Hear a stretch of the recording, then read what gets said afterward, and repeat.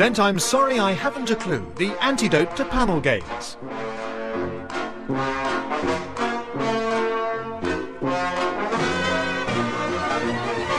At the piano is Colin Sell and your chairman is Humphrey Lyttelton.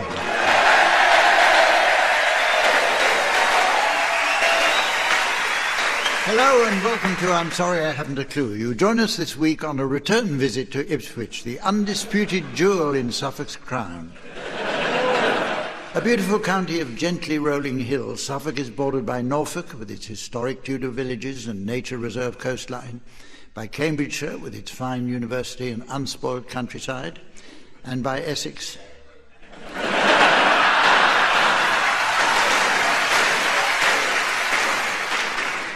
Opening in the 1920s, Ipswich Airport operated Britain's first air services to Paris. It was one of these flights that brought the great French dessert chef Escoffier to Ipswich, where he set about traditional English tarts and was soon famous for his spotted dick.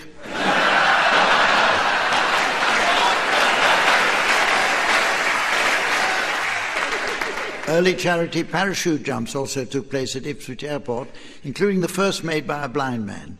Older staff at the aerodrome remember it as a unique occasion, as they'd never before heard a golden Labrador scream.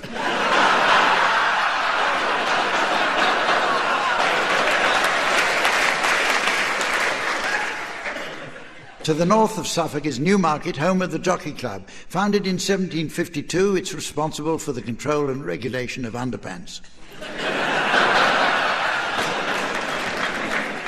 In recent years, the coastline around Ipswich has suffered severe erosion, but this has proved a boon to hunters of fossils that are released by the waves and deposited by the incoming tide. So there's no shortage of washed-up relics here. They are on my left, Graeme Garden, and on my right, Tim Brooke-Taylor and Jeremy Hardy. And please welcome the lady who gets her head down when the team's points are up. Our scorer, the delightful Samantha.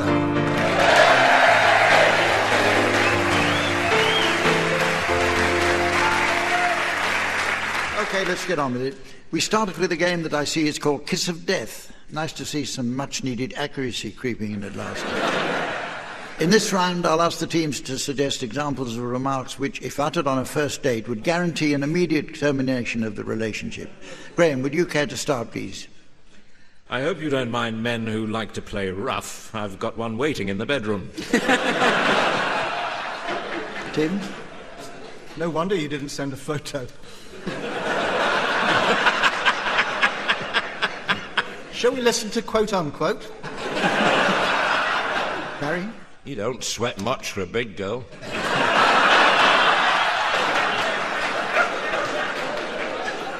Jeremy? There's something different about you. You're so alive. Let's do it right here and now while everyone's concentrating on the sermon.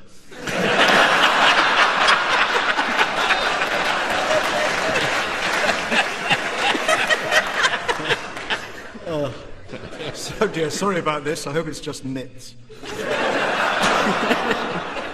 I would ask you back to my place, but I've got a chainsaw in soak.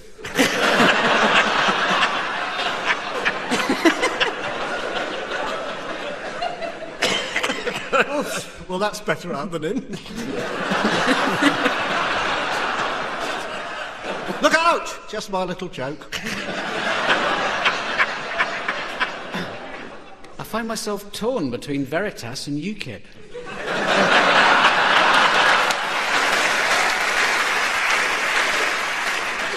Get your balaclava on, you've pulled.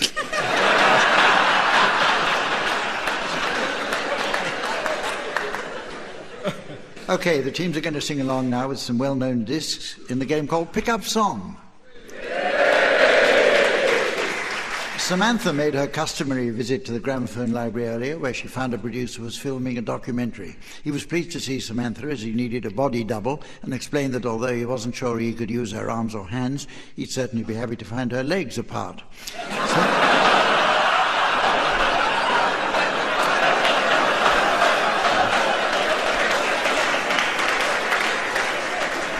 Samantha is now poised over the record deck with this week's selection of discs and ready to give them a spin. You should sing along, teams, until at my signal Samantha turns the volume down. If on the music's return you're within a gnat's crotchet of the original, I'll be awarding points. And points mean prizes. Who let the dogs out?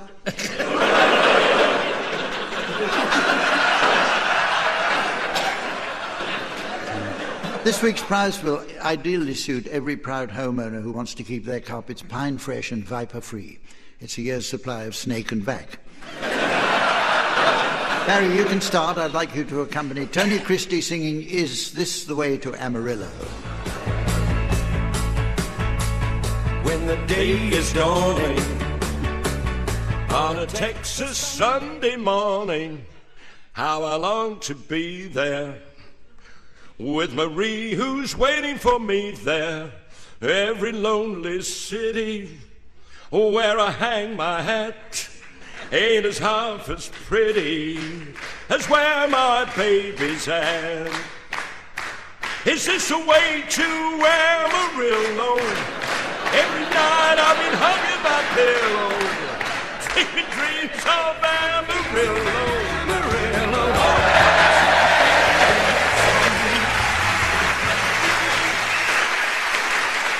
You now, Graeme, would you please accompany Peter Sosset singing Where Do You Go To, My Lovely? Clothes are all made by a bowman, and there's diamonds and pearls in your hair. Yes, there are. You live in a fancy apartment off the boulevard Saint-Michel, where you keep your Rolling Stone records and a friend of Sasha Distel. Yes, you do. But where do you go to, my lovely, when you're alone in your bed? Tell me the thousands around you. I want to look inside your head.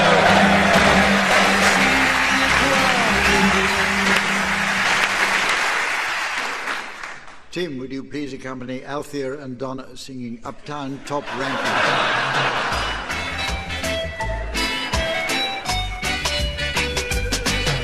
Silly in the heels and ting, then check say we hip and ting. True them to know one ting, we have no going and ting. No pop, no style, our strictly roots. No pop, no style, our strictly roots. See me on the road, I hear you call out to me. True, you see me in a pants and ting. See me in a altar back. See me give you heart attack. Give me little bass, make me one up me waist. Uptown top ranking. Oh, uptown top ranking. Oh, uptown top ranking. See me in me Benson ting. Oh, driving out constant spring. Then check say me come won't Cosmo Spring, but a true constant spring.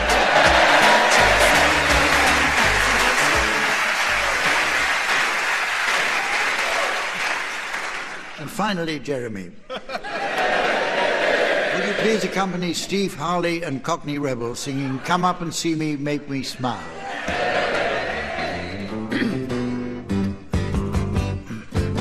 You've done it all. You've broken every code and pulled the rebel to the floor. You spoiled the game, no matter what you say, for only metal with the ball.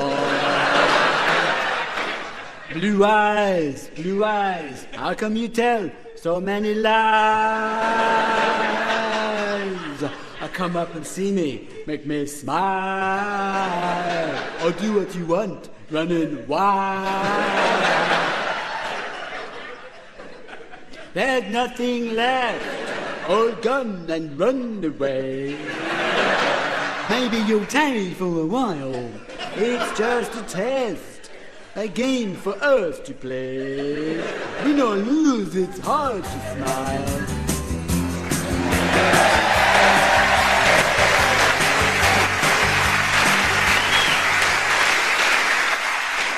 Right, The teams will take turns to act out scenes illustrating well-known proverbs for their opponents to guess. Proverbs are, of course, those wise sayings expressing pithy advice to anyone with an interest in pith.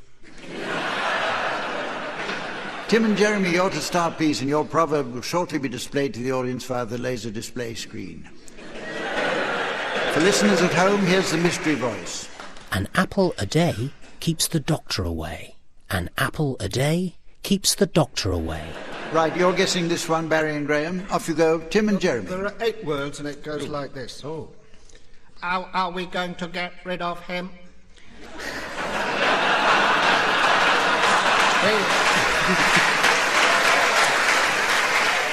We must use a computer. Is it a special, beautifully looking little computer? It is very stylish and favoured by graphic designers. Can you use all PC programs on it? No, it is not compatible with much PC software. I think I can guarantee he won't be back for 24 hours. Exterminate. Exterminate the end.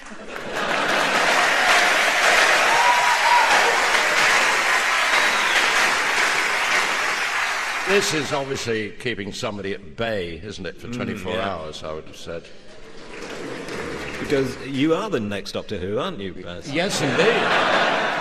So it's the Doctor and a Macintosh. So close. An apple. Yeah. An apple a day. Yeah, absolutely. Right, your turn, Barry and Graham. Your proverb is now being exhibited on the laser display board, and here again is the mystery voice for listeners at home. Love me, love my dog. Love me, love my dog. That's right, 5 words, I think. 5, yeah. Here it is. Oh, Mr. Blunkett.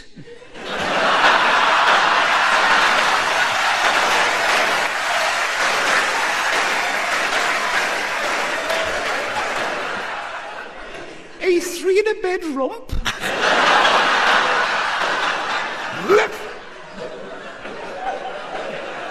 The end. You can lead the Home Secretary to water. Love something, love the dog. I'll give you this. Love me, love my dog. Love me, love my dog.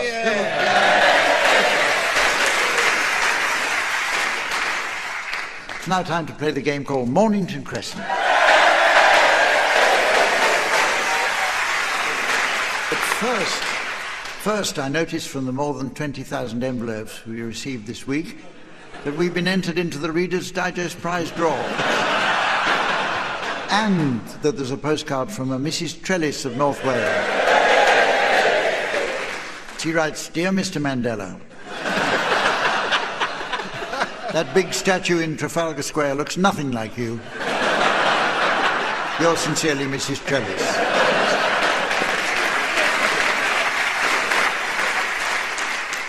And on with the game, teams, and in a bid to speed things up, I have this week provided you each with the latest satellite navigation technology. So if you'd please program into your sat-nav boxes a route from Liverpool Street to Mornington Crescent, which takes account of Montagu's second stationary ruling. I'd like you to start, please, Tim. Right, from Liverpool Street, yes. That's what I said. 5 minutes. Let me just set it up. Turn right after 200 yards. Oh, that's quite helpful. I think that takes me into Googe Street. Yeah. Googe. Googe. Googe. Oh, now let me see. You've got the map upside down. Oh, great, so clever. Shut up and let me concentrate.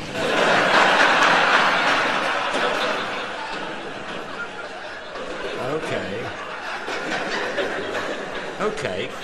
Farringdon. Farringdon. Continue straight when you get to the junction. Okay, that's Hyde Park Corner. Right. We'll go to Oxford Street. Please I think. execute a U-turn immediately. This is a one-way street. Oxford Circus is what I meant. Oxford Circus. Very funny. Okay, let's see this bit. Carry on after the box junction. No, wait. Yes, straight ahead. Sorry, I lost my bearings there for a minute. Well, pull yourself together. I've got a headache.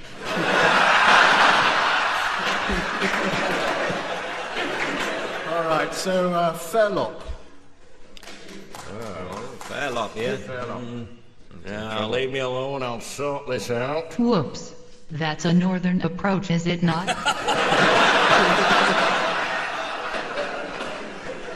Now then,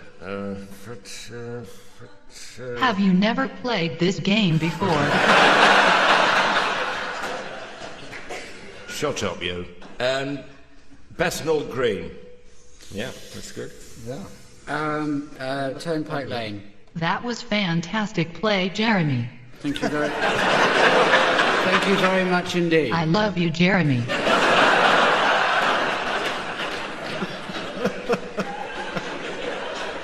Bad news. I've got a headache. I think we need to head for Camden Turn Town. left. No left. Left. Other left. I will. I'll have Camden Town. Oh dear. I'll go there. Stop. Oh, all right, no. Oxford Circus. Hackney Central. Oh dear. Clumsy play. Okay, let's see what she's got. I don't believe it. Did you see that? World of Leather have got a sale on.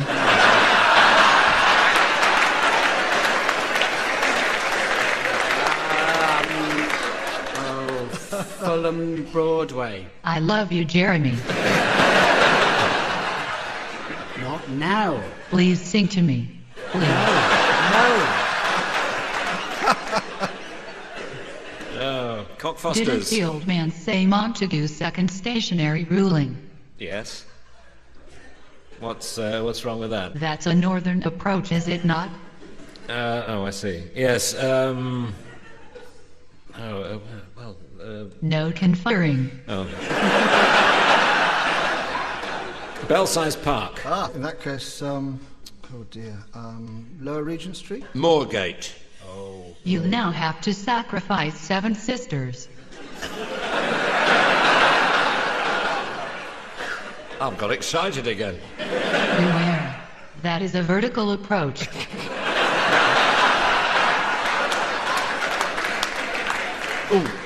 Waterloo. That was fantastic play, Jeremy. Trafalgar Square. That's it. Mornington Crescent.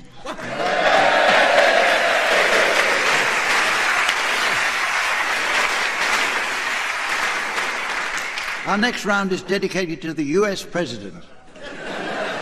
George W. Bush is the elected leader of the world's only superpower, controller of the world's most influential economic infrastructure, and supreme commander of the largest nuclear weapons-equipped military force on the planet. You couldn't make it up, could you?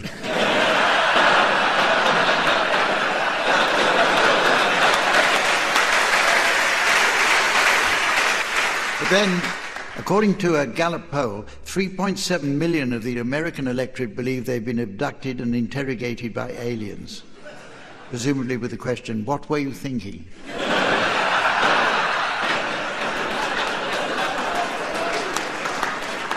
Teams, I brought along a selection of incomplete quotations from speeches made by President Bush, which I'd like you to finish off. Okay, Graeme, we'll start with you. This first quotation was delivered in Saginaw, Michigan, while attempting to prove his environmental credentials. In the Pacific Northwest, I have made it clear to the citizens up there. I oppose breaching those dams. I know the human being and fish can legally marry in France.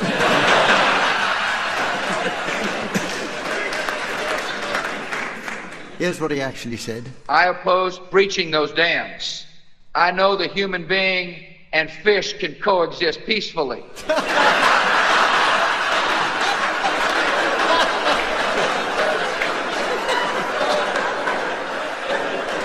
can we possibly top him? OK, your turn, Tim. This remark by George W. Bush was made in Washington on January the 11th, 2001. We'll make America where we want it to be. A literate country and a country where people can read and write. Well. Here's what he actually said. We'll make America where we want it to be. A literate country and a hopeful country.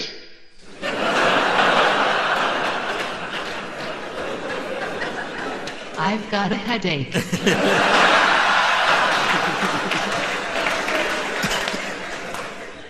Don't blame you. You now, Jeremy, here's a part of a quote by George W. from a campaign speech in Iowa. We cannot let terrorists and rogue nations hold this nation hostile or hold the baby after the bathwater is bolted. That was fantastic play, Jeremy. I love you, Jeremy. Here's what he actually said. We cannot let terrorists and rogue nations hold this nation hostile or hold our allies hostile.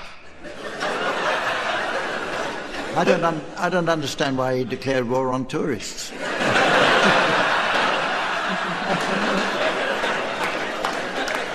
And Barry, another remark made by the President at a press conference. See, without the tax relief package, there would have been a deficit, but there wouldn't have been the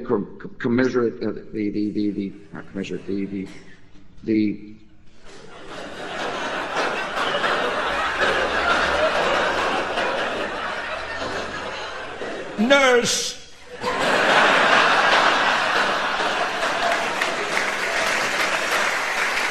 Here's what he actually said. The kick to our economy. It's not even his second language.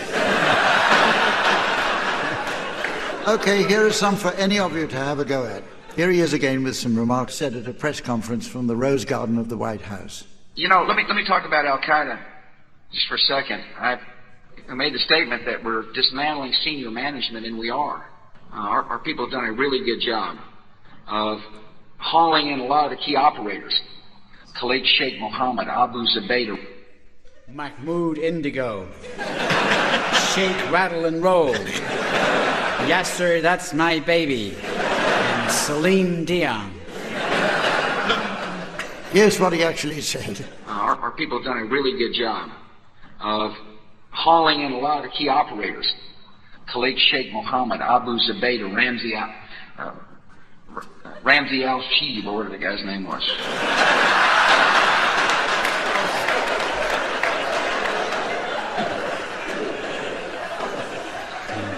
And finally, here's George W. after meeting with the special envoy to Iraq in the Oval Office. The ambassador and the general were briefing me on the vast majority of Iraqis want to live in a peaceful, free world. And we will find these people.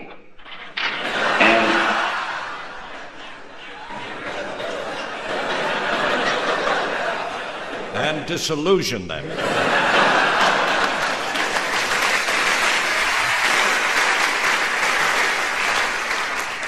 Here's what he actually said. A vast majority of Iraqis want to live in a peaceful, free world.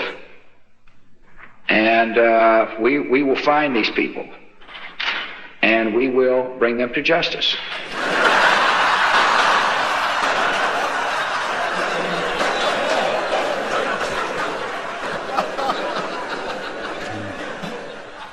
It's very nearly at the end of the show, but there's just time to fit in. There's just time to fit in a round of Smokers Book Club. Samantha has to nip out now, as she likes to smoke fine cigars. Obviously, smokers are banished from inside buildings these days, so she's off out the back to enjoy a hand-rubbed Cuban in a doorway.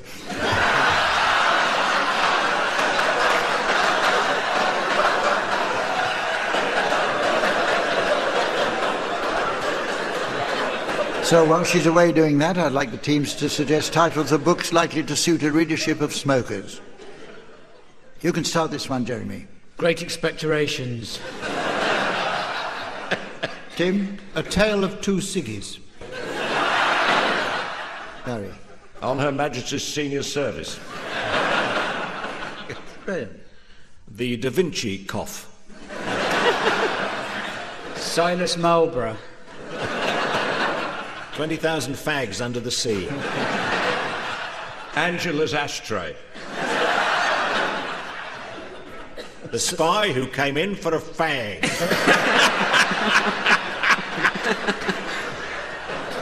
Tinker Tailor soldier ashtray. Cat stand full strength mandolin.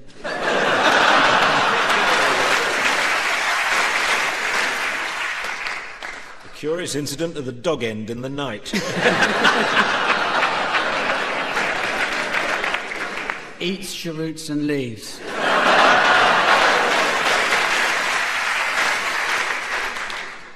I, Claudius, am having a fag.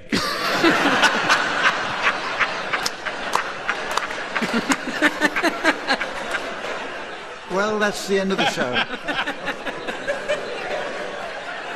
Harry Pothead and the Philosopher's Bong. by J.K. Roll-Ups. Well, that's the end of the show. But first, I'll ask the teams to read the cuttings they brought along.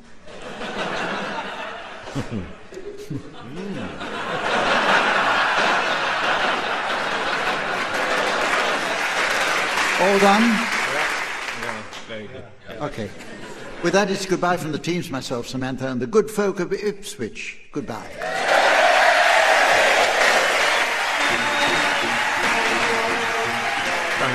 Graeme Garden, Jeremy Hardy and Tim Brooke-Taylor have been given silly things to do by Humphrey Lyttelton, with Colin Sell setting some of them to music. The programme consultant was Ian Pattinson, and the producer was John Naismith.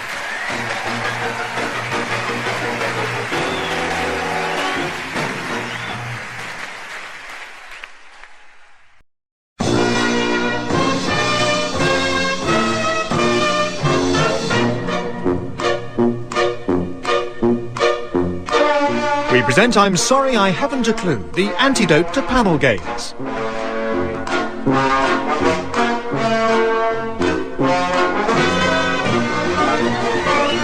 At the piano is Colin Sell and your chairman is Humphrey Lyttelton.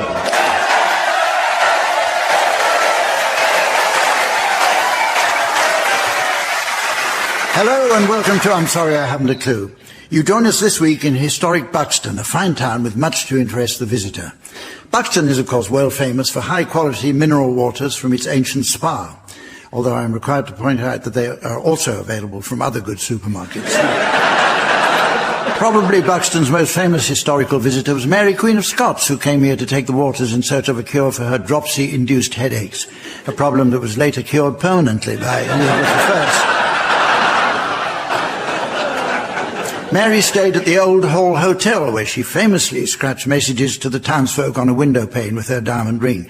These included, "I am the only true Queen of England," and "Why does the shower curtain never seem to work?"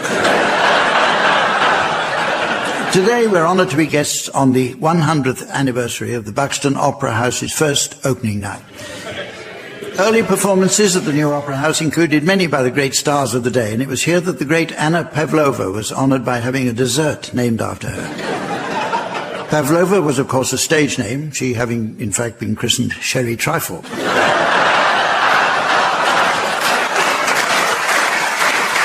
The theatre is said to be haunted by the ghost of a poor soul who became so distraught at one of the first performances that he threw himself from the upper circle.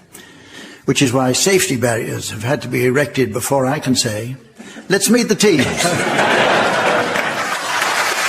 my left, Barry Pryor and Graeme Garden. On my right, Tim Brooke-Taylor and Harry Hill. And please welcome the ever-fragrant lady who's been like a right hand to me for many years. The delightful Samantha.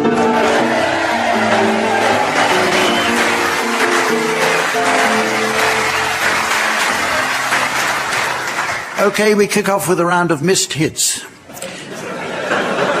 Get bonus marks for not laughing there. Having a good title for your book, film or show is vital to explain what it's all about. Many books, films or radio and TV programs have failed for want of a decent title to entice the audience. I'd like you teams to share with us some of those you may have spotted. Barry, will you start, please? Styes in their eyes. Graeme? Harry Potter and the Witchfinder General. Harry. The Hunchback of Sheltered Accommodation, Unit 4, Station Road, Buxton. Tim. I've got a Harry Potter one. It's G.K. Rowling's Harry's Stoned on the Philosopher's Pot.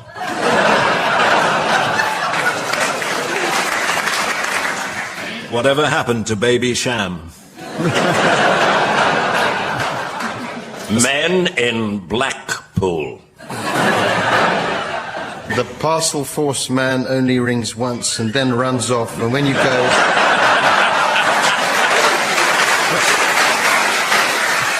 and when you go to collect it, it's always closed. Crossroads. The Third Sense. I see deaf people.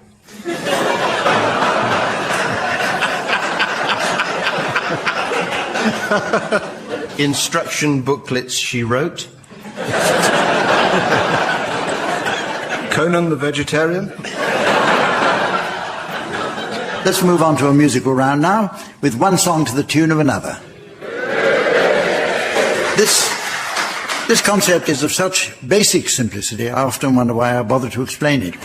But there are those who can be a little slow on the uptake, teams. So pay attention.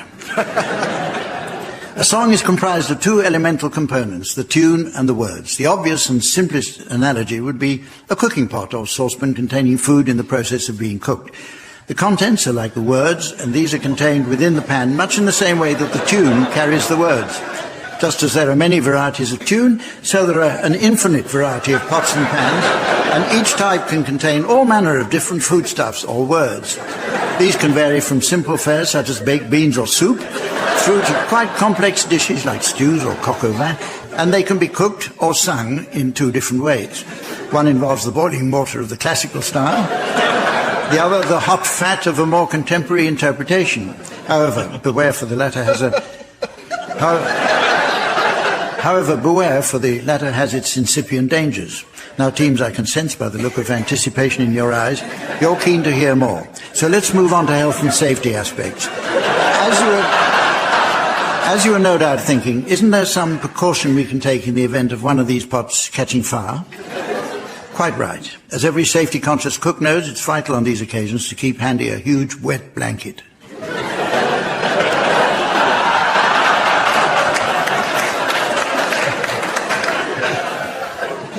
At the piano we have...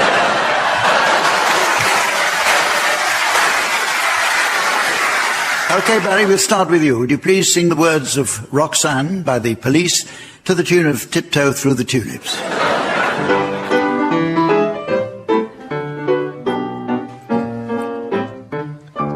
Roxanne, you don't have to put on the red light, 'cause those days are over. You don't have to sell your body to the night. Roxanne, you don't have to wear that dress tonight, walk the streets for money. You don't care if it's wrong or if it's right. Roxanne, you don't have to put on the red light.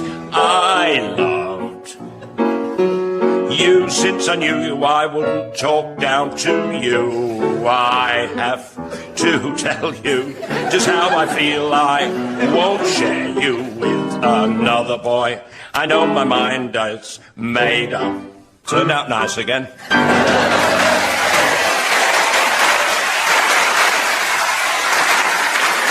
Right, it's you now, Tim. Would you sing the words of Chain Gang to the tune of Jerusalem?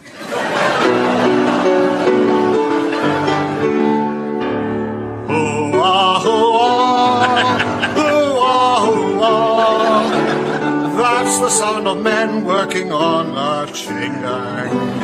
That's the sound of men working on a chain gang. All day long they're singing hoo-ah, hoo-ah, hoo-ah, hoo-ah, hoo-ah. Well, don't you know that's the sound of men working on the chain gang. That's the sound of men working on the chain gang. All day long they work so hard till the sun's going down.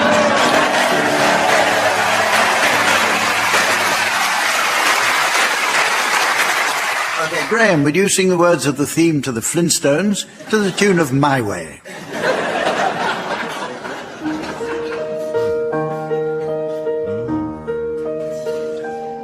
Flintstones, meet the Flintstones. They're the modern Stone Age family. Let's ride with the family down the street, through the courtesy of Fred's 2 feet. When you're with the Flintstones, have a yabba, dabba gay old time. When you're with the Flintstones, have a yabba dabba do time, a yabba do time. You'll have a gay old time. We'll see Barney, we'll see Betty.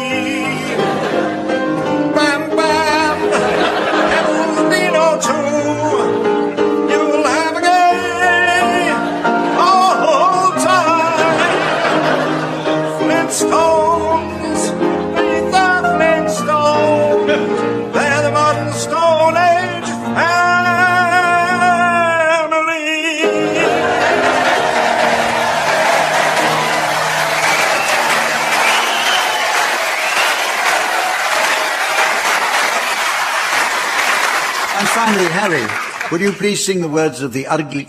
And finally... Oh, that's unfair. Oh, no. And finally, Harry, would you please sing the words of the Ugly Duckling to the tune of Harry Nilsson's lovely Without You? I'll have a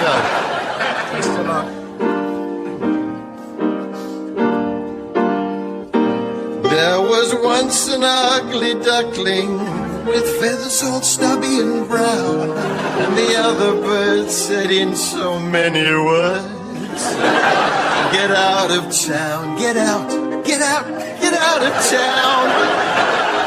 And he went with a quack and a waddle and a quack in a flurry of down.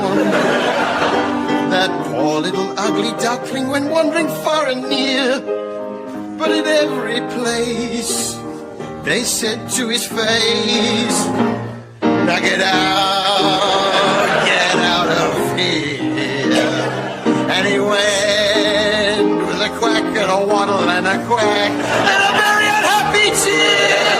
All through the winter time he hid himself away, ashamed to show his face,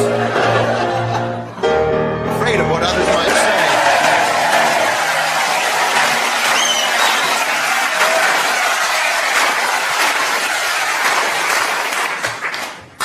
Good gracious. It's by Hans Christian Andersen, that. He had a brother, Hans Muslim Andersen. Okay, the teams are going to play a board game now. Nothing new there. I've been playing a board game for 31 years, man and boy. Another pastime we particularly enjoyed was Cluedo, the entertaining board game that explores the lighter side of psychopathic serial killing. But this week we're playing a special game of Monopoly, which, in a fitting tribute to the Golden Jubilee of Her Majesty's coronation, is the royal version. Okay, Tim, you can start this one. I can. Yes. I think I'll be the carriage.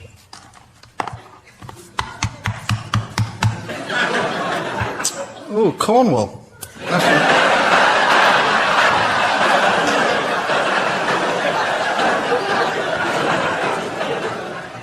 Whose go is it?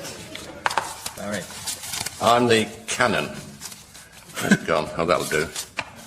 You're fired. Oh, community chest. Go back to the old Duchess of Kent Road. You don't get much rent from that one, do you? No, no. Is it Princess Michael, of course. Is it my go? Yeah. Yeah. 5. 1, 2, 3, 5. Take it. By the way, I should have said I'm the golf cart. Chance. Keep your Queen Mother sightings coming in. Chance. She had the golf cart, but she never played a hole, did she? She's one of those people who likes to get all the equipment, but never... She had a full-size snooker table at home as well. Yeah. She never potted a ball. I've got a tracksuit. I had it let out. Chance. It says, you win 73rd place in a beauty contest. Sorry, it's all that inbreeding. My turn. Right, where's the dice shaker? It's his day off.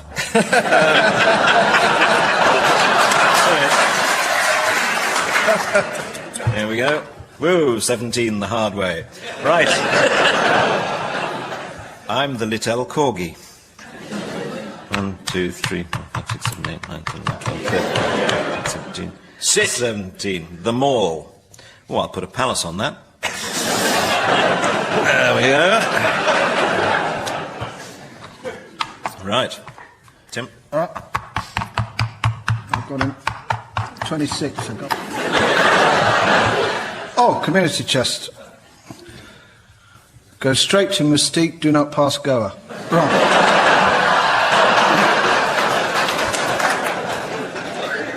Is it me? Right. Yeah. Good Lord, 11.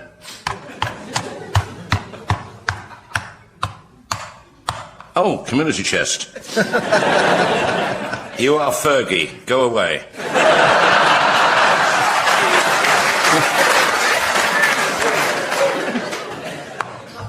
4.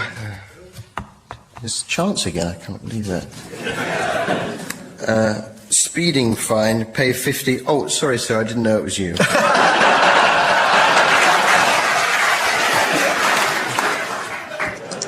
Here we go. Be lucky. 1.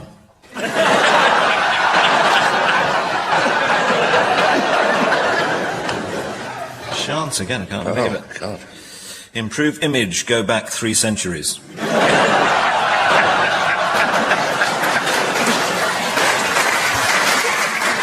I was just going to ask, because I've never played this game in my life.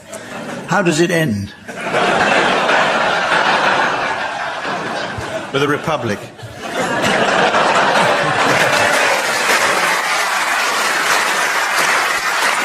Okay, the next round is all about the science and psychology of product marketing.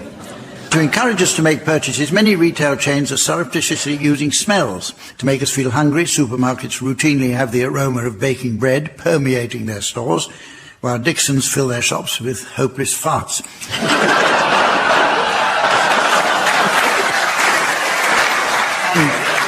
Just in case any of their staff do happen to be listening, oh, yes, please, of course I'd like to spend £400 on an extended warranty. Can you not see the label on my head which reads complete moron? The most popular marketing tool is the special offer, so teams, I'd like you please to suggest certain special promotions or free offers you've spotted recently. Graeme, will you start? Private midwifery service. No delivery charges. Tim. Nokia mobile phone with loudhailer so everyone can hear you on the train. Barry? Equitable life pensions guaranteed to pay for as long as you live. Sign up today and receive this complimentary service revolver and 1 bullet. Harry? Cut price BBC 3 package, and if you want to chat with someone else who saw the programme, it comes with a free mirror.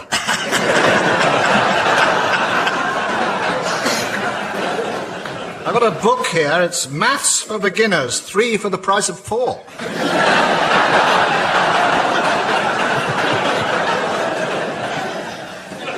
The National Eczema Society have launched their new scratch card.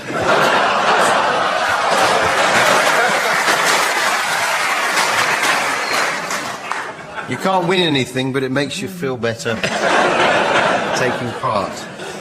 Brand new Stammer stair lift with free parachute. Do you like large, empty glass boxes? Then come to the Iraqi National Museum.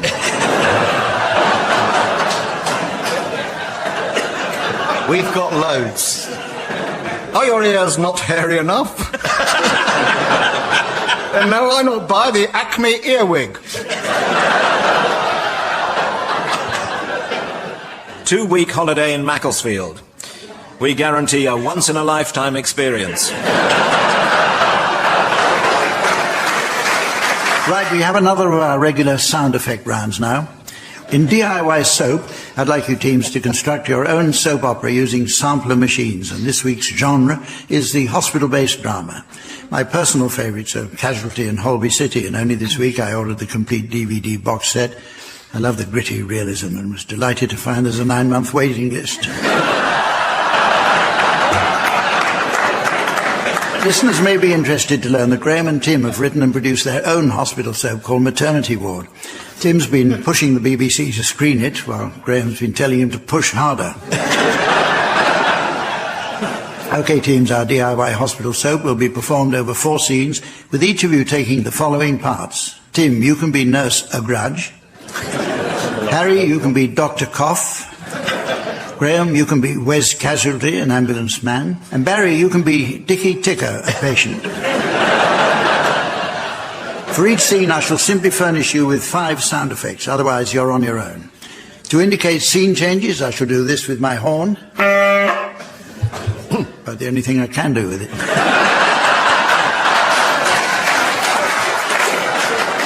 Okay, you give up so easily. OK, your episode title is An Accident Waiting to Happen, and these are your first 5 sound effects.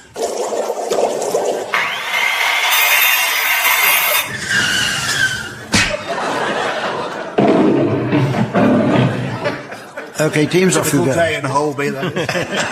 Off you go. Hello. Kylie, I'm on the motorway. I'm just driving past the circus. I hope you can hear me over this noise. I'm doing some chips on the back seat. Look, they're coming along nicely, just like your mother used to do.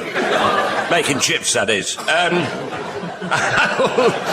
Listen, don't nag, love, don't nag. I'm just fixing your circular saw now. Listen, you can hear it. It's a... Oh! Whoops! Oh! Hey! What do you do to my lion? Take that!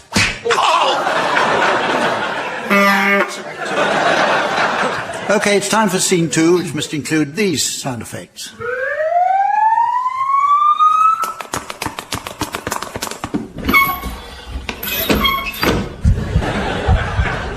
OK, off you go.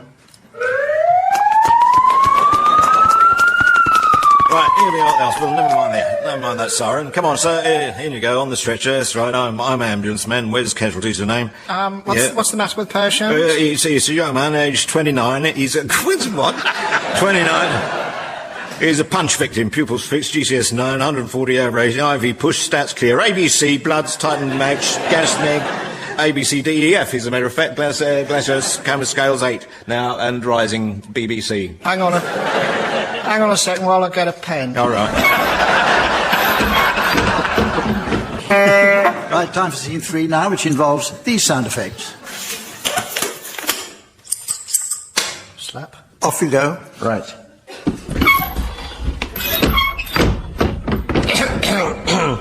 Is that Dr. Cough? Yes.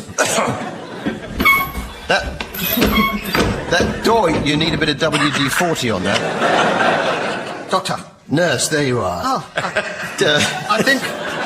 I think I've got a pulse, Doctor. Oh, then you're just the sort of girl for me. I say. Now, just do this quickly. I opened this hospital in the... No. OK, time for the exciting cliffhanger denouement, teams, which is to include these sound effects.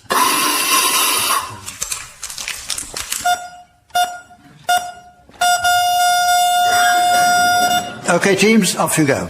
Right, get him onto the ventilator. We'll take his pipe out first, you fool.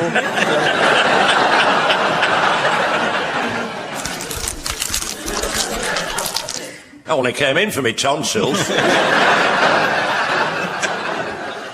What do you want, Doctor? See if you can get hold of Lloyd Grossman and David Frost. Yes, I'm contemplating keyhole surgery.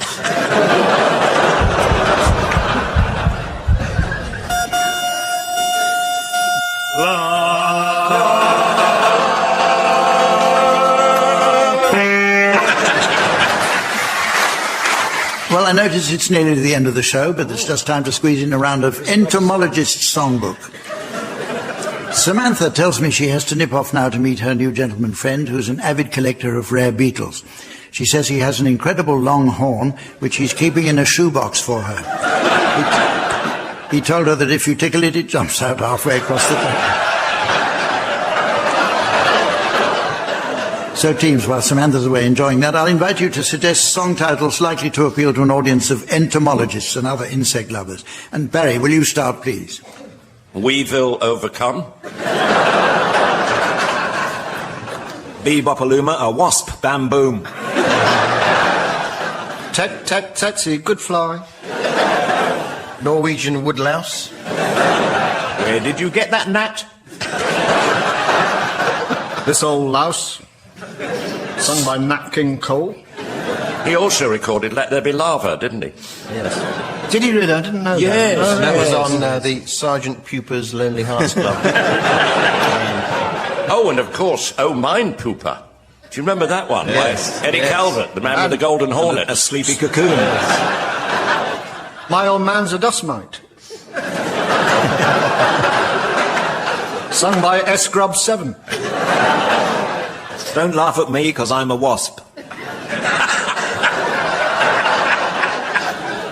Who can forget putting on the knits? I'm in love with a wonderful wasp.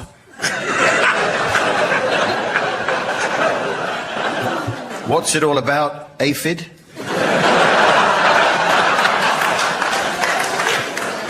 Ride a cockroach to Banbury Cross. Hey, you, get off of my wasp. Stick insect on my collar. By Moth the Hoople. My old man said follow the wasp.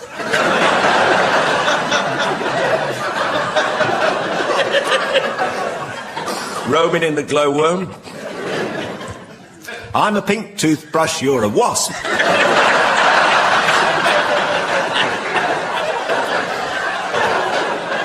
You like this one, Graeme? Wasp sting Matilda. So, ladies and gentlemen, as the Steve Davis of time clambers over the table of eternity to reach for another red, and the wine waiter of destiny asks him to leave the restaurant, I notice it's the end of the show, so from the team, Samantha, myself and the good folk of Buxton, it's goodbye.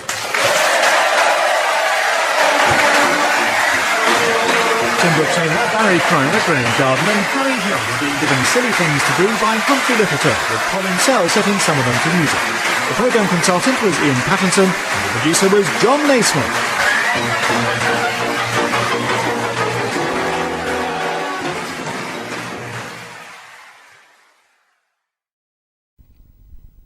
But now, still in its 30th anniversary year, that time-honoured antidote to power games is back.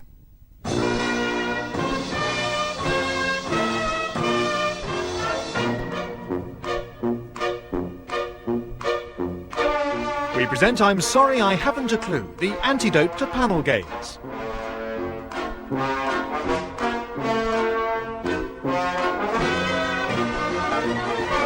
At the piano is Colin Sell and your chairman is Humphrey Lyttelton.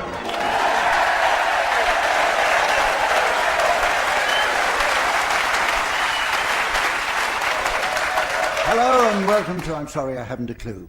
You join us this week at the Malvern Festival Theatre in the fine county of Worcestershire. The town nestles in the Malvern Hills under the Worcestershire Beacon, After climbing to the summit, many hikers gaze out across 14 counties, and under certain weather conditions it's possible to catch a sight of Birmingham. Despite the many clearly posted warning signs. Famous names associated with the area include Sir Edward Elgar. It was here that he composed his Enigma Variations, which later found great commercial stage success as Bletchley Park the Musical.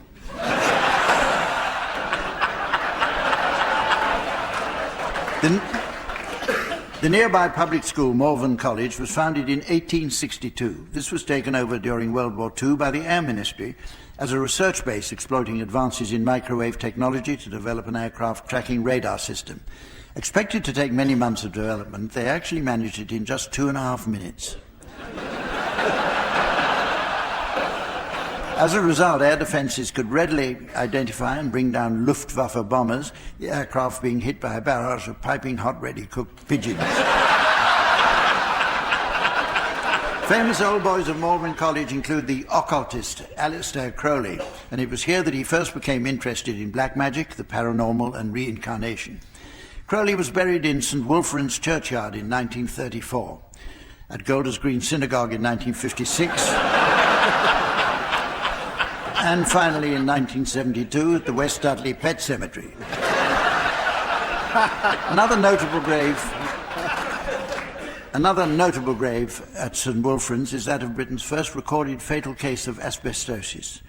The poor chap was buried there in 1827, but not until after they'd spent 3 weeks trying to cremate him.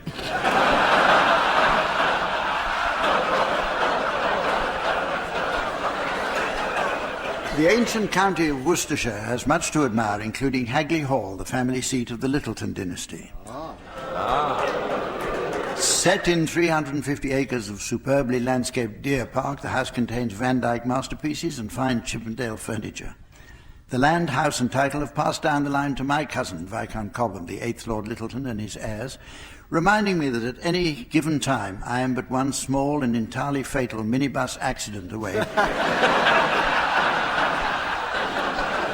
from wealth, privilege and complete idleness beyond my wildest dreams. I could be up there with Duke Ellington and Count Basie without even trying.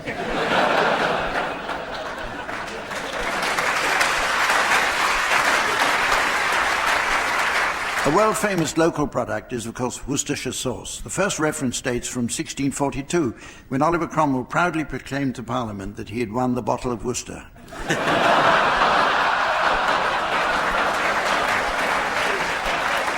Thanks to drawing yellow 61 in that year's Roundhead Social Club raffle.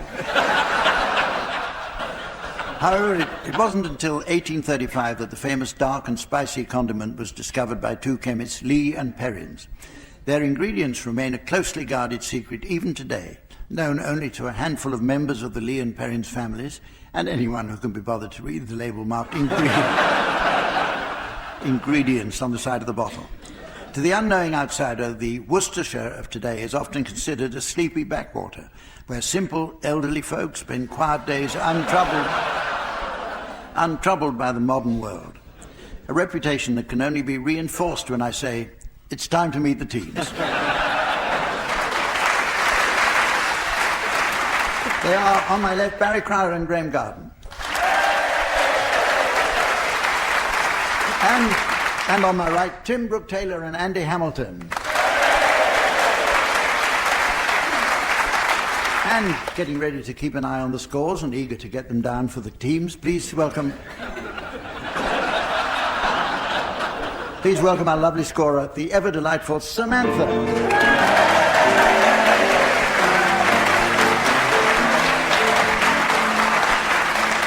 Okay, let's kick off with a round of cost cutters. And if this isn't a surefire winner, then I'm a Dutch uncle. Which reminds me, I have to say a quick hello to my young nephew, Kees van der Schippelgroot. I'd like your suggestions, please, teams, of cut-price versions of films, radio and TV shows that you may have noticed. Barry, will you start, please? The North London martial arts film, Crouch End Tiger, Hendon Dragon. Tim? Close to the man who came to pin her.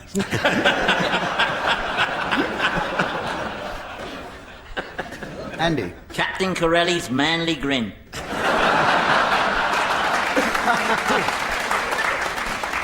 Graeme Garden. Tipping the Velcro. My little thin Turkish christening.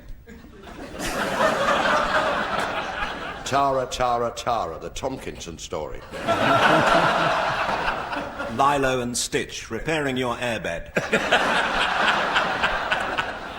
Remains of the day, reheated and used again the following day. The Good, the Bad and the Robin Cook.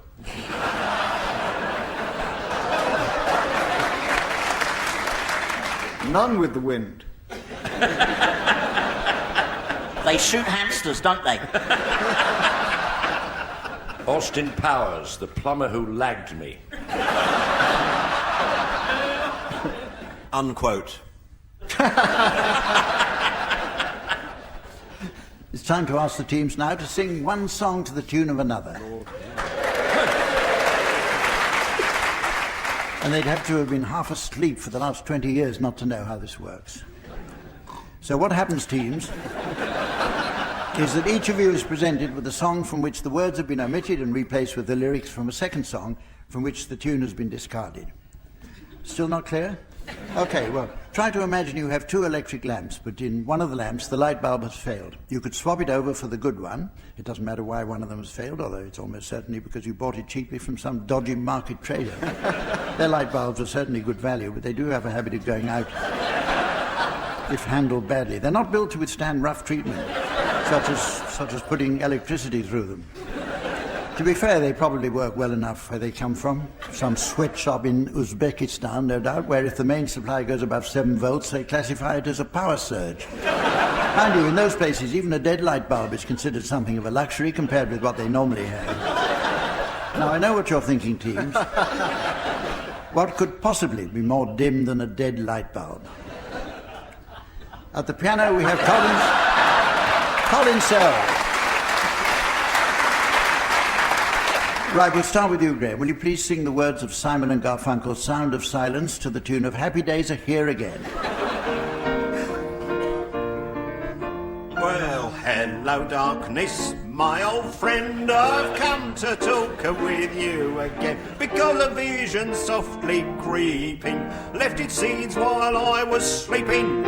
And the vision that was planted in my brain, it still remains within the sound of silence. In restless dreams I walked alone, narrow streets of cobblestone. Neath the halo of a street lamp, I turned my collar to the cold and the damp. Yeah, when my eyes was stabbed by the flash of a neon light that split the night and touched the sound of silence, and in the naked light I saw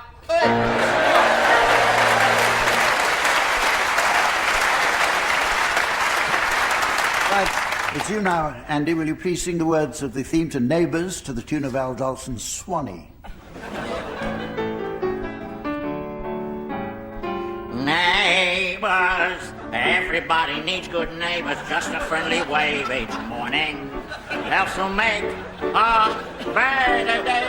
Neighbours need to get to know each other. Next door is only a footstep away. Neighbours, everybody needs good neighbours. With a little understanding, you can find a perfect blend. Neighbours should be there for one another, mammy.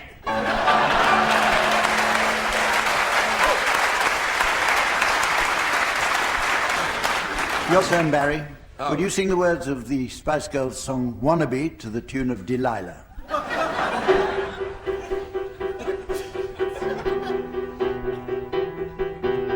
I'll tell you what I want, what I really, really want. So tell me what you want, what you really, really want. I'll tell you what I want,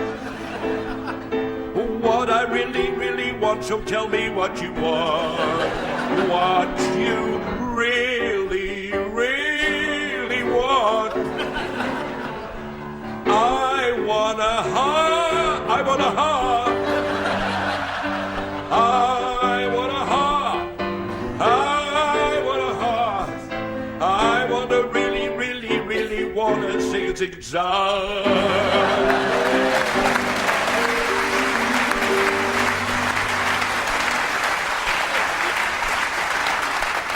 Finally, Tim, would you please sing the words of the Muppet Show theme to the tune of Danny Boy?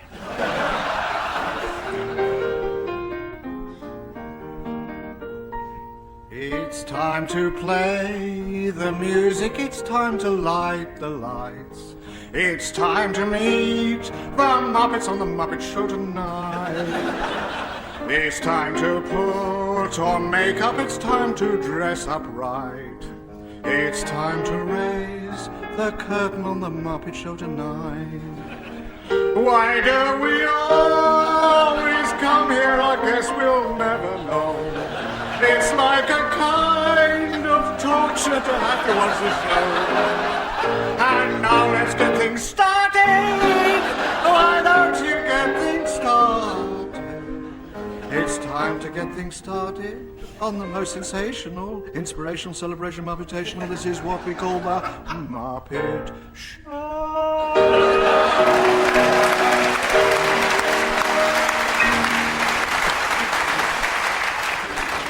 Our next round is all about those staples of the TV schedules, soap operas.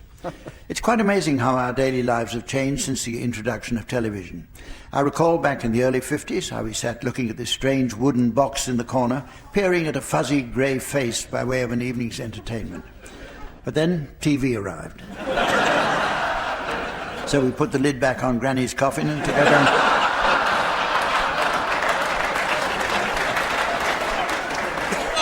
and took her down to the cemetery. In DIY Soap, I shall ask each of you teams to take the part of a character and to improvise 4 scenes from a typical episode of a soap opera set in the East End of London. Scene changes will be signalled by me sounding the horn. I've provided you teams with an electronic sampler containing a selection of Cockney sound effects to play in. You've got those? Yes. Right. Now, these are your characters. Andy, you're Vic Rubb, barman of the Queen Albert. Barry, you're Pat Pending, a market trader. Tim, you're .com, a laundrette tycoon. And Graeme, you're Tristram Pansy, a second-hand car salesman and local hardman. Okay, the episode title is Who Shot Medium-Sized Mo? So teams, transport us, if you will, to the bar of the Queen Albert for another gripping edition of Cockney Street.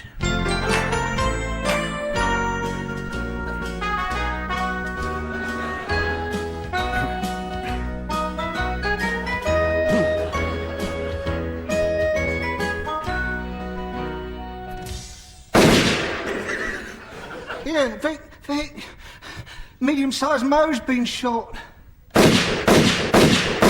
Again and again.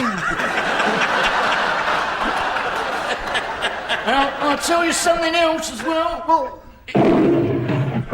He's fed it to a lion, whoever it is. Yeah, somebody's nicked one of my cars. They've made up their getaway in it. Blimey, these policemen get younger and younger. Meanwhile, in the street market... Lovely pears. Thank you very much. Gorgeous pears, gorgeous pears. Granny Smith's bread's a pan. God, what was that? They've shot her again. No, they've shot Granny Smith, look. Oh, no. Big issue, mate. I'm not made of money. Yeah. Hello, handsome. Fancy a good time? Mo, I thought you was dead. Meanwhile, in the laundrette... Well, I'm not washing that. I'm sorry.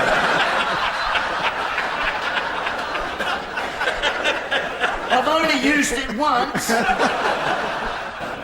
Heard about Little Mo? No, medium-sized Mo. No, what happened to Little Mo? Oh, Mum. That poor family.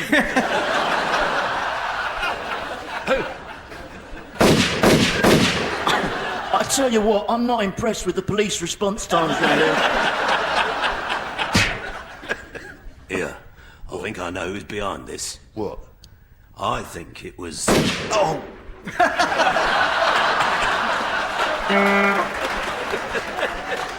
Meanwhile, in the second-hand car lot... Right. He's brought it back. You know, I reckon we'll read all about this in the papers soon. Heave it, steady. What'd I tell you? Big issue, mate. Oh, piss off.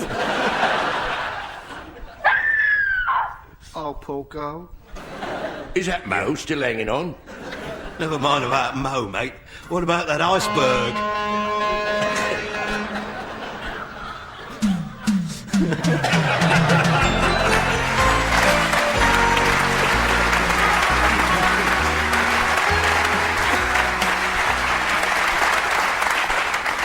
Thank God that's over. I'm bursting.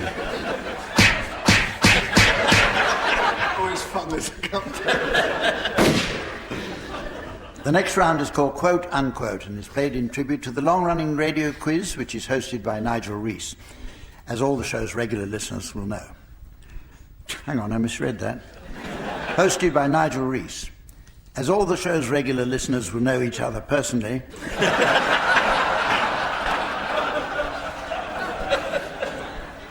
they'll need little by way of explanation. OK, teams, I have a selection of some famous and some not-so-famous quotations, but where do they come from?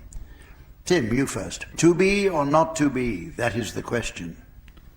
This is Shakespeare choosing a pencil.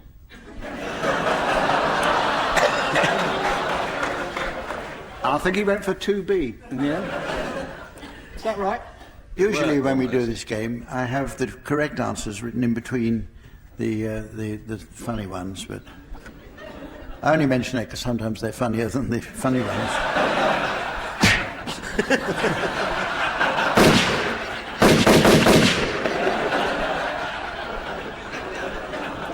Barry, who said, I know I have the body of a weak and feeble woman, but I have the heart of a king? Christian Barnard's first patient. Graeme, I have nothing to offer but blood, toil, tears and sweat. Yeah, that was Winston Churchill emptying his carrier bag on Ready Steady Cook.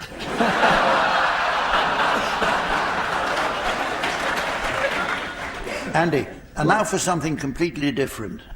Oh, that was Gorbachev announcing the dismantling of communism. Back to you again, Tim. It's good night from me and it's good night from him. That'll be Christine Hamilton.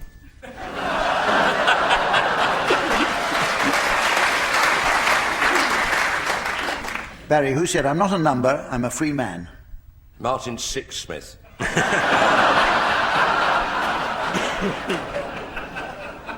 Graeme, who said, shut that door? Buzz Aldrin.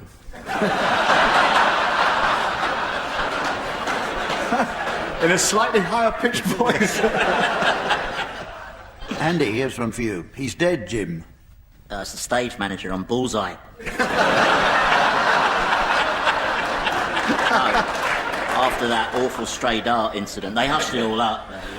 Awful. Here's some for anyone to answer. Where does this come from? I'm going out now, I may be some time. This is probably a note on Jeffrey Archer's cell door.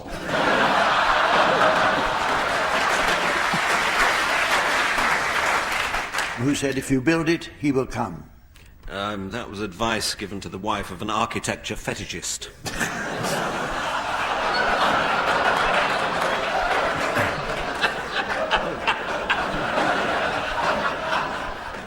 Who said, it's 9 in the frame, let's get on with the game? Da Vinci painting The Last Supper. What about this? Don't have nightmares. Oh, that's Robin Cook's chat-up line.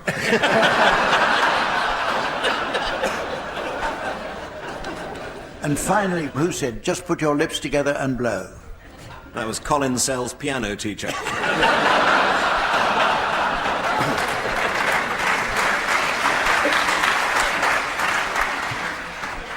You love that word, and finally, don't you? Oh, God. Yeah. Music to my ears. Only time on this bloody show.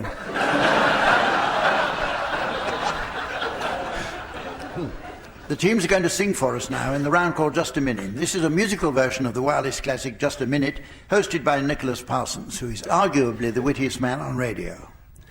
though it's not an argument that anybody's ever won. In just a minute, the players are required to speak for 60 seconds without hesitation, deviation or repetition. As ours is a musical version of the game, we've asked Colin Sell to provide piano accompaniment. Colin was telling us that he recently wrote a horn concerto for 2 cornets. The client was so impressed he threw it in a mivvy and a chalk ice as well. OK, the song for our musical version of Just a Minute is the Boney M hit Brown Girl in the Ring. You can start, Brett. Hold it.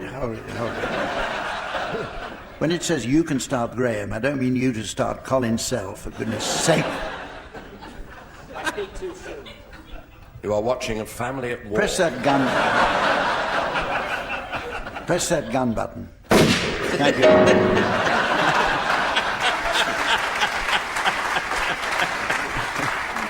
You can start this, Graham.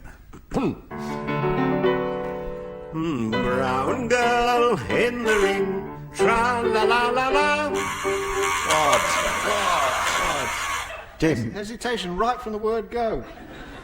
Oh. He didn't say the word go. That's true. Fair enough. Carry on a bit longer, Graham, but not too long. There's a tanned lady in the circle. Fiddly-dee-dee-dee-dee. There's what? D. Fiddly-dee-dee-dee-dee. Repetition. You didn't bother about la-la-la-la on the first line. No, we should have done, It's but you, I wasn't Andy. allowed to. Person of colour female in the circle. I just wanted to join in this round. I'll tell you who hasn't had a go, Bill. I've got little sticky tapes by all these lights, and it says Barry, Graham, Tim, Bill. Was I late booking? Is that what you're telling me? I wonder if I had Mr. Deeds written across the top of my screen. Might have been Bill Bailey from the last series. That is sad. Carry on, Barry. I don't know where we were in the song. Where were we, Cole? What? Deviation. Never. Colin and I are just friends. La-la-la-la-la, Barry. Oh, great. Repetition of la. Colin repeated la. Challenge from Barry. What? Sorry, switch the light off.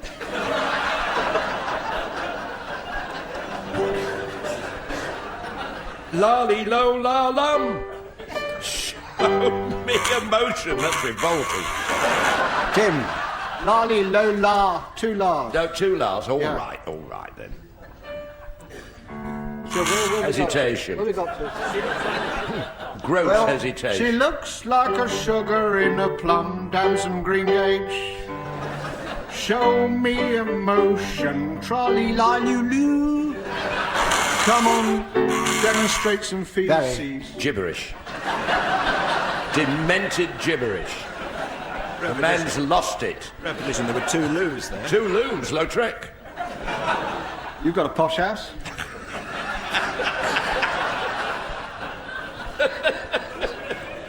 Oh. Well, it's very nearly time to Do end. people still...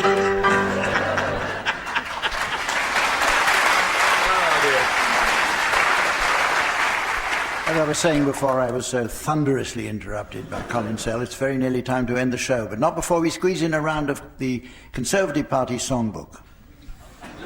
Samantha tells me she has to nip off to a special Welsh Conservative Association dinner for their most senior MP, whose name is said to be almost impossible to pronounce.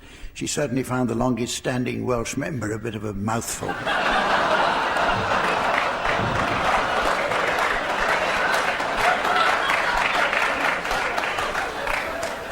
So while she's away enjoying that, I'd like the teams to please suggest song titles likely to appeal to an audience of Conservatives.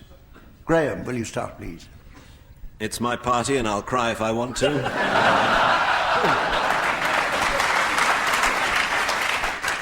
Bring back those lazy, crazy, hazy days of Gummer.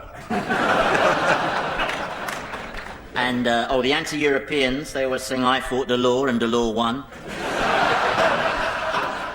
On a bank by a river, a little blue tit cries, Portillo, Portillo.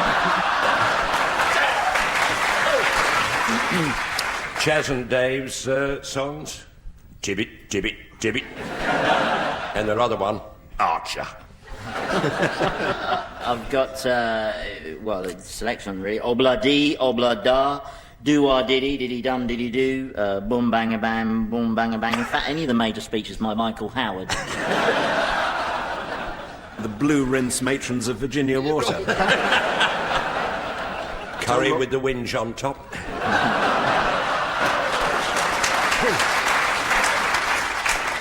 Douglas heard it through the grapevine. I got a brand new common agricultural policy. And so, ladies and gentlemen, as the mushroom gatherer of time plucks the toadstool of destiny, and the toad of doom croaks with pain, I notice it's the end of the show, so from the team, Samantha, myself and the good folk of Malvern, goodbye.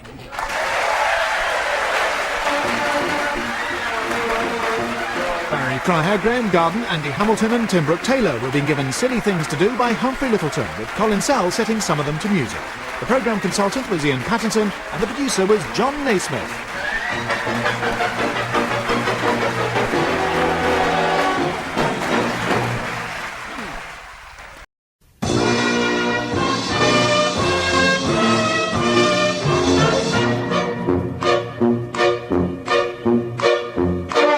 We present I'm Sorry I Haven't a Clue, the antidote to panel games.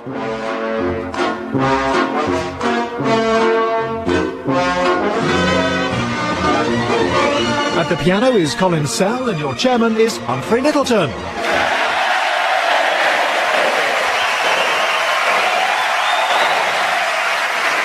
Hello and welcome to I'm Sorry I Haven't a Clue. You join us this week for a second visit to Peterborough. With his cheeky dummy Archie Andrews, Peter Brough became the world's most famous radio ventriloquist. However, most experts agree that his technique wasn't the greatest. In fact, when Brough was listening to Archie, you could see his ears move. Hang on, I see what's happened. There's an O missing. Peterborough's cathedral has its origins in the Saxon abbey built in the 10th century and dedicated to St. Peter. As it expanded, the abbey and its surroundings were known as a burg, which soon came to be called St. Petersburg. Eventually, of course, that name evolved into the one we know today, Leningrad.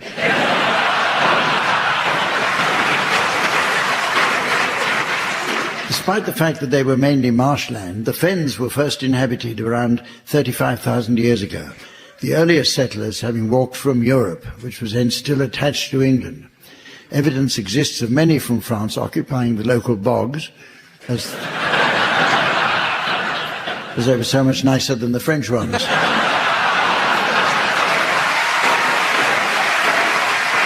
This part of England is notoriously flat and low-lying, with many areas actually below sea level. This was never a problem until the German raids of 1940, when the town hall was torpedoed by a U-boat.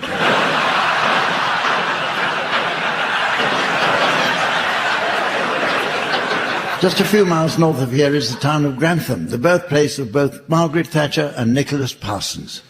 That such a small town should produce even one great talent of world renown would be remarkable. But to produce two, well, that didn't happen either.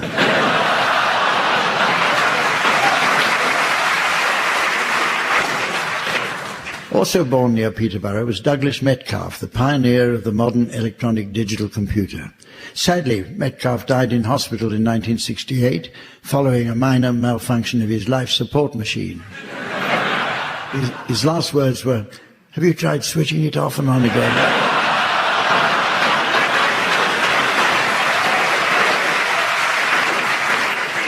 But he isn't alone in dying while items of electrical equipment are being switched off.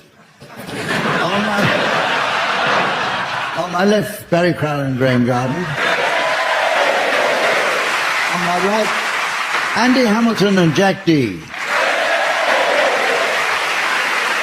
And making a welcome return to lend an experienced hand with the team's points, please welcome our delightful scorer, the ever-lovely Samantha.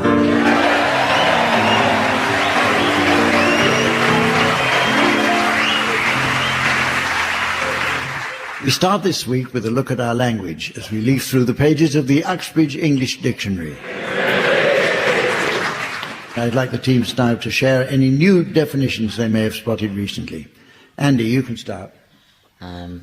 Profiteering, a controversial item of jewellery in the shape of Mohammed.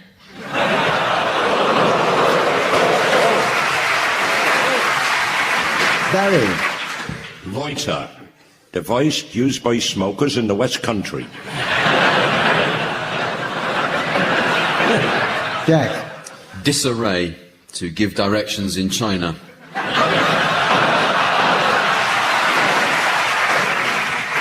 Graeme. Endorse, loser in the Grand National. Offset, the regulating authority that inspects badgers.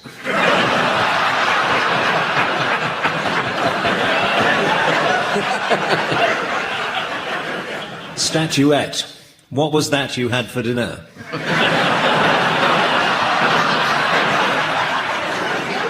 Gondolier, something you can catch from a boatman.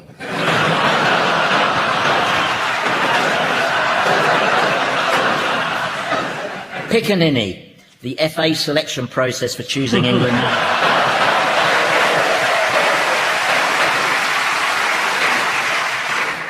Onomatopoeia, the first sign of a weak bladder.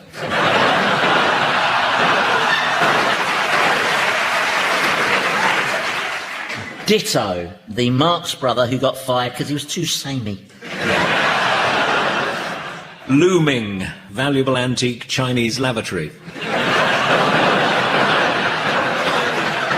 Loophole, device for cleaning the lavatory.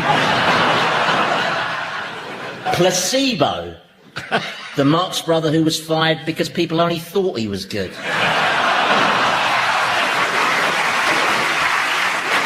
Splinter, Japanese runner.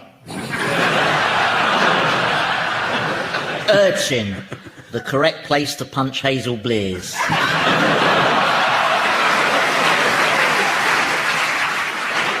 Defamatory, hard of hearing but still frisky.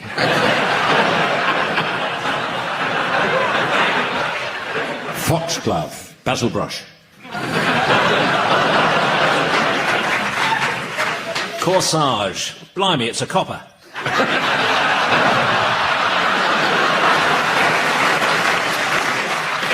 Okay, the teams are going to demonstrate their acting skills now in the round called Sound Charades. The Sound Charades format is based on the erstwhile TV favourite Give Us a Clue. In the original, the teams weren't allowed to speak, which made for great entertainment and endless laughter. The team's version differs in just one respect. Entirely. In the original, the teams mined the titles of famous movies. The undisputed master of the game was Lionel Blair, who was particularly good at the Rocky series of movies.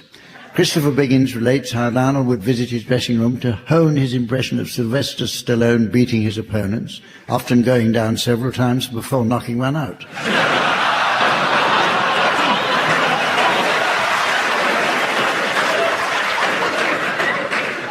Jack and Andy, you ought to start, please, and your title will shortly be displayed to the audience via the laser display screen. For listeners at home, here's the mystery voice. An officer and a gentleman. An officer and a gentleman. Right, you're guessing this one, Barry and Graeme. Off you go, Jack and Andy. What is it? What is it? It's a film. Film? Yeah. How many words? Yeah. 5. 5. And what's it called? Hello, hello, hello. Hello there, how are you?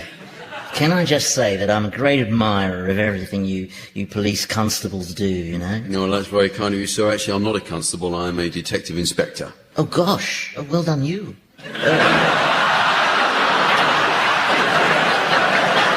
Yes, I'm in plain clothes. Oh, right. But you're wearing a uniform. Yes, that's right. I'm undercover. As a policeman. Oh, I see. How ingenious. Now then, how can I be of any assistance? Are you aware that this is a RPZ, a controlled parking zone? Is it? Really? I didn't see the sign. Spelt with an R. No, well, I definitely didn't see that sign, no. Well, perhaps your monocle is in the wrong eye, sir. I'm going to have to issue you with a penalty notice. Well, that'll be just the ticket. Ad nauseum.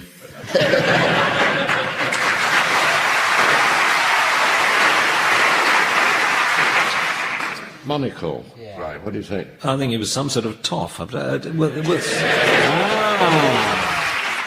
the word toff appear in the title of the movie? Of course not. Now, how many movies are there with the word toff in? Daisy pulls a toff.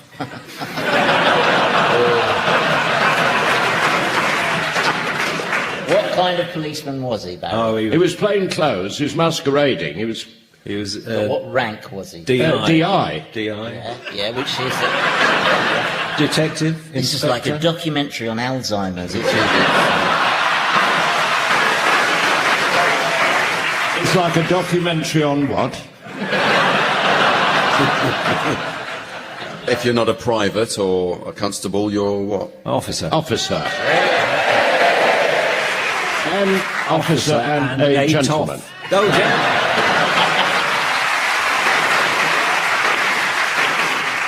Right, your turn, Barry and Graeme. Your title's now being exhibited on the laser display board. And here again is the mystery voice for listeners at home. Limelight. Limelight. It's a film. Film? One word. Here it is. I say, barman, do you have any sugar-free roses cordial?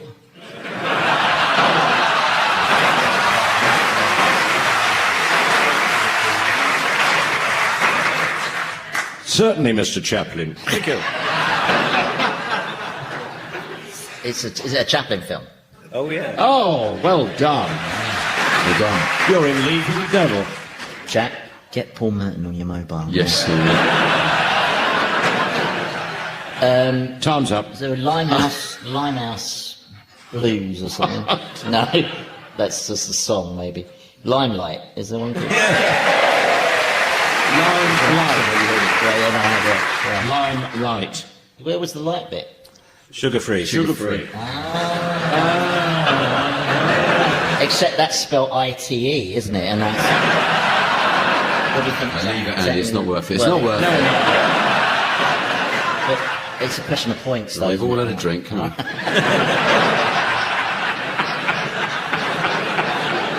We're going to try another round. Here's a further title going up on the laser display board for you, Jack and Andy, and here's the mystery voice for listeners at home. Waking the Dead. Waking the Dead. Right, this is a TV series. Yeah. Okay, I have to stand for this one. How many words? 3. Oi! Liberace!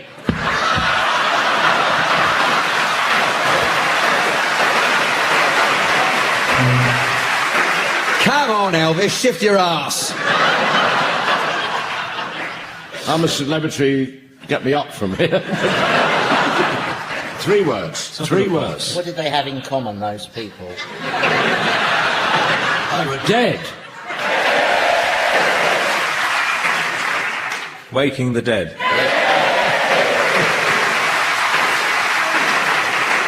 Right, a final title is being displayed for you, Barry and Graeme, and here once more is the mystery voice for listeners at home. A bridge too far. A bridge too far. That's a film. 4 words. 4-word film. Google. Hamish!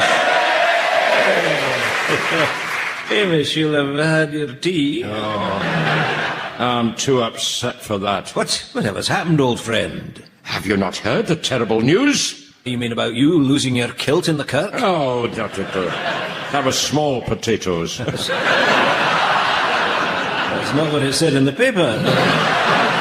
Oh, no. What? The terrible news about Forfar. What are you going on about Forfar for? What am I going on about Forfar for? Forfar has been halved. What?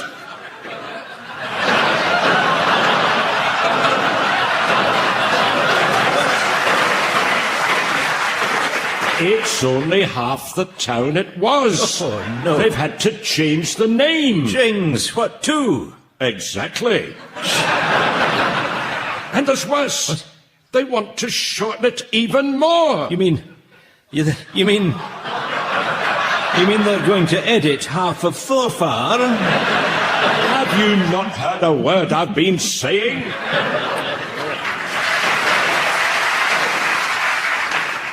Does it start with 4? No. Does it start with far? No. Well, hang on. You're saying no. People are clapping. Well, Yeah, but They've halved 4 far, so is that near 2, does that mean? Or close to, is that? Well, Don't get sarcastic, you've seen the answer. a bridge too far.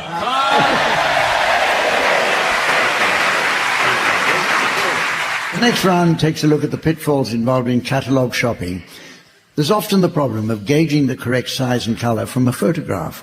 For example, the size 42 brown jersey that Barry's wearing, that was meant to be a 36-inch green rotary lawnmower. OK, Barry. And Graeme. Thank you. Oh. Yeah, you can both do it. Barry and Graeme. You are the customers, while Jack and Andy are the suppliers. So Barry and Graeme, start outlining your complaint now.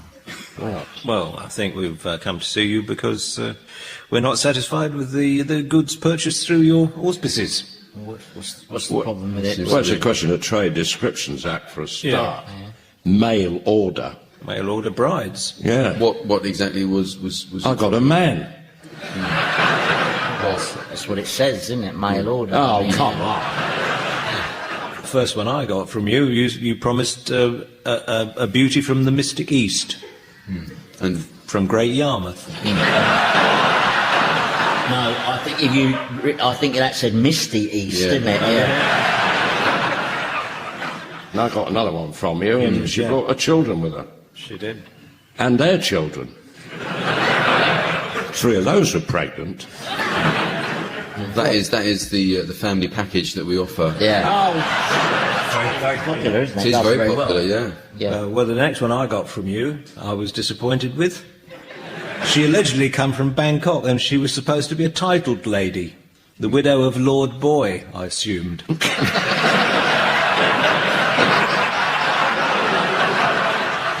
She was full of surprises, she was. Well, it depends how you fill in the form. I mean, did you tick her box? That's right, yeah. Well, not on the first date, no, but I mean... Also, it has to be said that we've had complaints. It's true, we have. We've had quite a number of complaints. From the girls. Yeah, about what? About you two. What? Cruelty. Yeah. Mental cruelty. Dragging them round to radio shows. Yeah.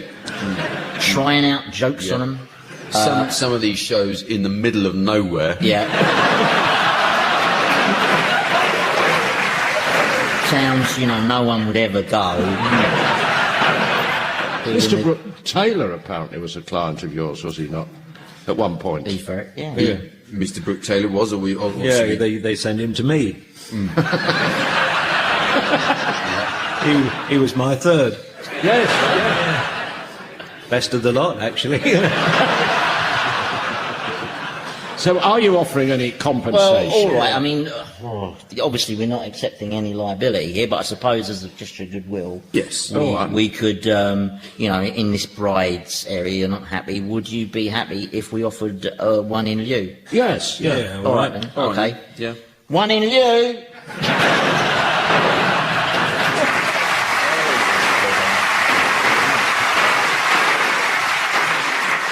Now Christmas is almost upon us. The presents are wrapped under the tree, awaiting the grandchildren, and the buckets of water are by the upstairs window, awaiting the carol singers. Actually, it's an interesting historical fact that there's no evidence at all that Christmas Day should be in December. Some historians believe it should be in the month of September. Some support October or November, while Tesco's go for all of them.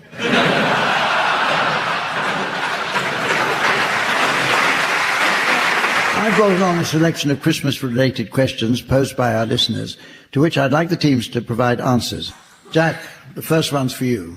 What's considered bad luck to do during the 12 days of Christmas?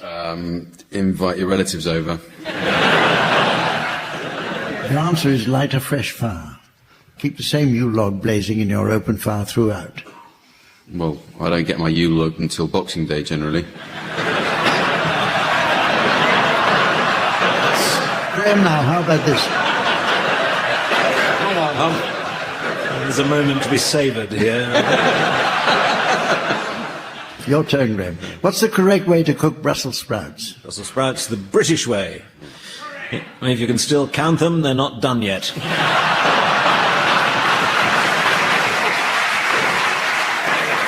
The actual answer, remove the outer leaves and score the ends. Place them in boiling salted water and simmer for about 5 minutes.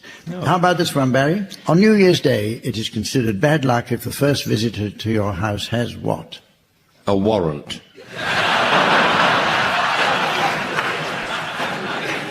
The answer is ginger hair. Finally, Andy, can you answer this? What is the meaning of the word pantomime? Oh, no, no, this is, pantomime is Greek for 3 hours too long. Oh, no, it isn't. It's actually...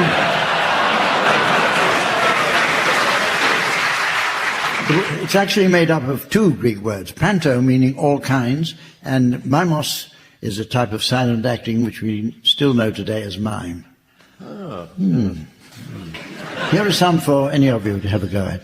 There was once a tradition for young women to cut a branch from a cherry or pear tree on the 4th of December and place it in lukewarm water next to the fire. What would happen if the branch bloomed on Christmas Eve? They would give thanks to St. Luke, the patron saint of warm water.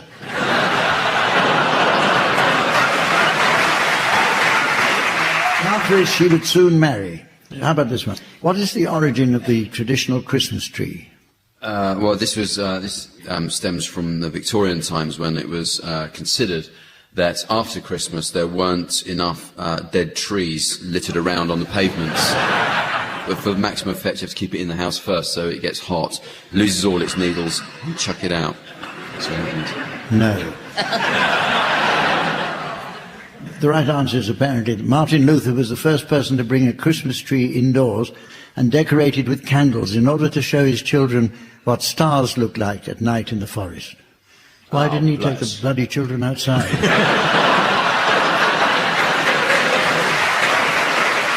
And finally, can anyone complete this well-known poetic description of Father Christmas by the poet Clement Moore?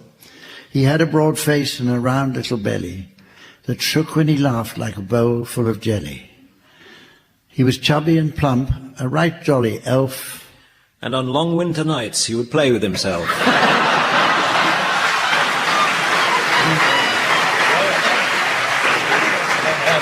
Well, the answer is, and I laughed when I saw him in spite of myself.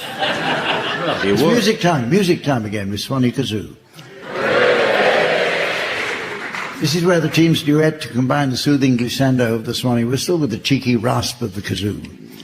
Once an unlikely pairing, the Swanee whistle and the kazoo now go together as naturally as teddy bears and public floggings.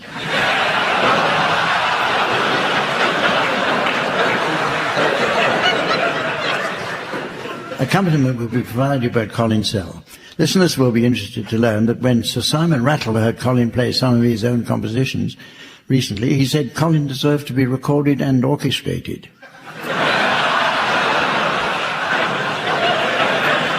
I know which option I'd go for.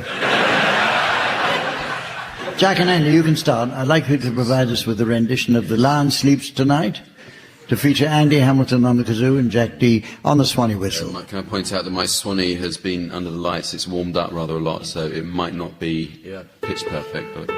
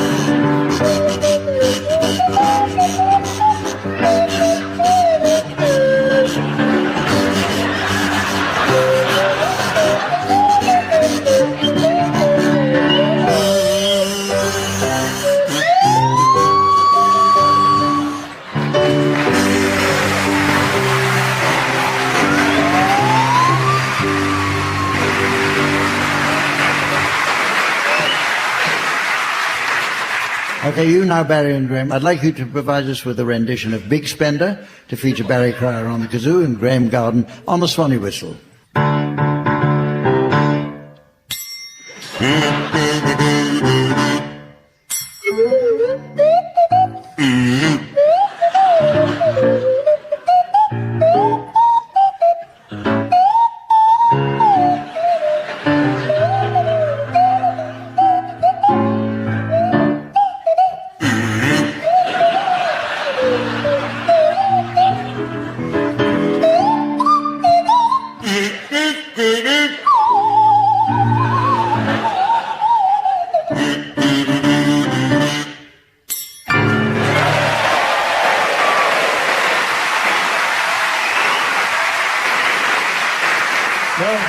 I notice it's very nearly the end of the show, but it's just time. Now there's just time to fit in a round of overweight radio times. Samantha tells me she has to nip out now as she's off to see her new gentleman friend who's put on a little extra weight round the middle lately. He has some pretty wild theories to explain it, but Samantha says you can just about see where he's coming from.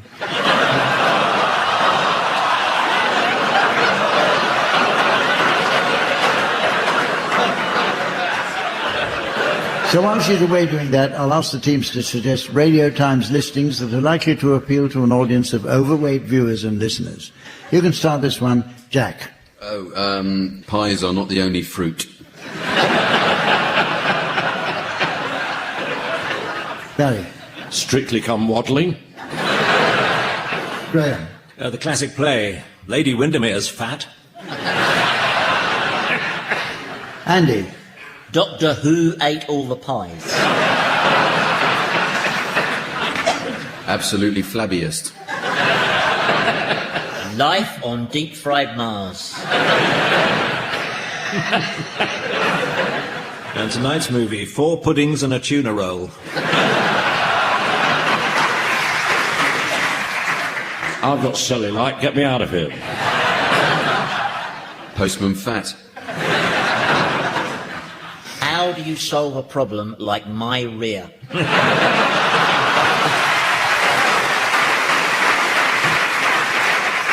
Well, ladies and gentlemen, that's the end of the show, and indeed this series. I'd really like to say how much I enjoyed it, but I'm not allowed to before 9 p.m.